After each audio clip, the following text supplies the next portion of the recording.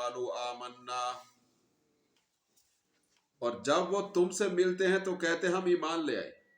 وَإِذَا خَلَوْا عَضُّوا عَلَيْكُمُ الْأَنَامِلَ، یہ منافقوں کے بارے میں، جب وہ تنہا ہوتے ہیں تو تمہارے اوپر غصے کی وجہ سے انگلیاں کاٹتے ہیں۔ قُلْ مُوتُوا بِغَيْظِكُمْ، فرما دیے مر جاؤ اپنے غصے میں، اے منافقو۔ ان اللہ علیم بذات الصدور، بے شک اللہ خوب جانتے ہیں سینوں کے رازوں کو۔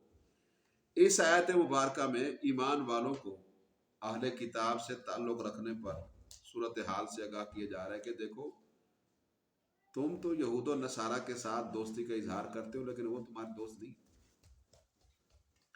تم لوگ اللہ کی نازل کی ہوئی تمام کتابوں پر ایمان لاتے ہو، جن میں ان کی کتابیں بھی شامل ہیں، لیکن وہ تمہاری کتاب پہ ایمان نہیں لاتے۔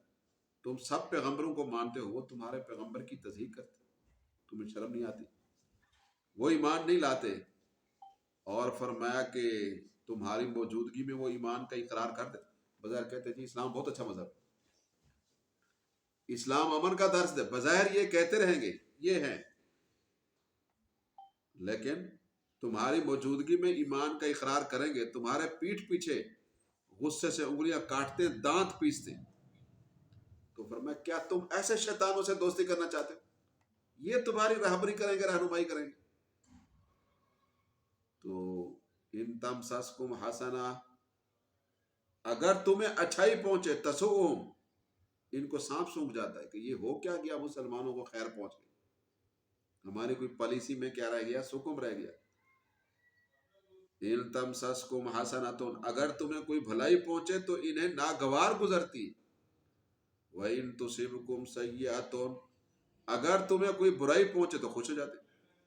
وَإِن تَصْبِرُوا وَتَتَّقُوا، اگر تم صبر کرو اور تقوی اختیار کرو تو ان کی تدبیر، فرمایا لا يَضُرُّكُمْ كَيْدُهُمْ شَيْئًا، تو ان کی تدبیر تمہارا کچھ نہیں بگاڑ سکتی۔ إِنَّ اللَّهَ بِمَا يَعْمَلُونَ مُحِيطٌ، بے شک اللہ ان اعمال کا احاطہ کیے ہوئے جو وہ کرتے ہیں۔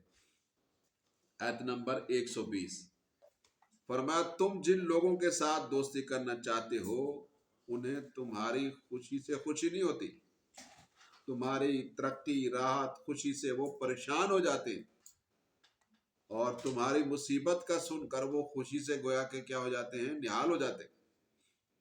تو اگر یہ لوگ تمہارے مخلص ہمدرد اور دوست ہو سکتے تو فرمایا کہ پھر ایسا کیوں کرتے؟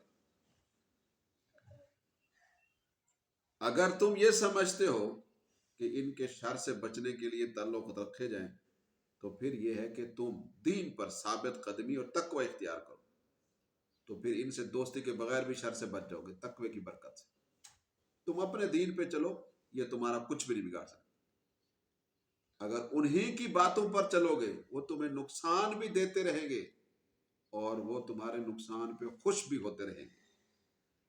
تو بہرحال فرمایا کہ ان اللہ، بے شک ان کے اعمال کا اللہ احاطہ کیے ہوئے ہے، تو اللہ کے علم سے ظاہر ہے کسی کا کوئی عمل بہر نہیں ہے، تو اللہ رب العزت اپنے علم کے اور انسان کے عمل کے عین مطابق محاسبہ عمل کی منزل سے انسان کو گزارے گا، حساب کتاب کرے گا۔